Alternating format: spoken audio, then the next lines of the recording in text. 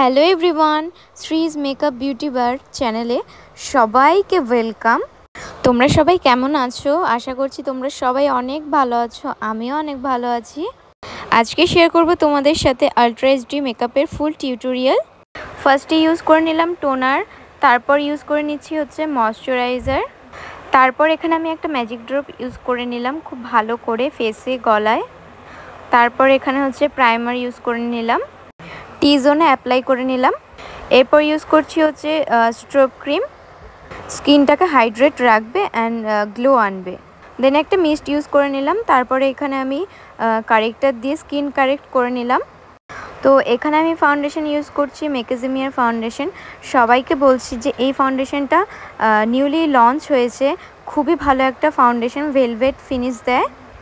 তারপরে হচ্ছে cream highlight করে নিলাম। আজকে ক্রিম ব্লাশ বা ক্রিম কন্ট্রোল কিছুই করব না। দেন আমি এখানে ট্রান্সলুশন পাউডার দিয়ে মেকআপটাকে খুব ভালো করে সেট করে নিলাম। তারপর এখানে আমি একটু কম্প্যাক্ট দিয়ে পাউডারগুলোকে ঝেড়ে নিলাম, এক্সট্রা যে পাউডারগুলো ছিল সেগুলোকে ঝেড়ে নিলাম। তারপর আমি এখানে পাউডার কন্ট্রোল করে নিলাম।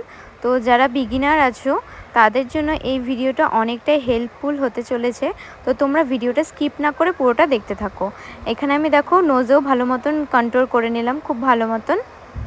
আমার চ্যানেলে যদি কেউ নতুন হয়ে থাকো প্লিজ সাবস্ক্রাইব করে দিও আমার চ্যানেলটা।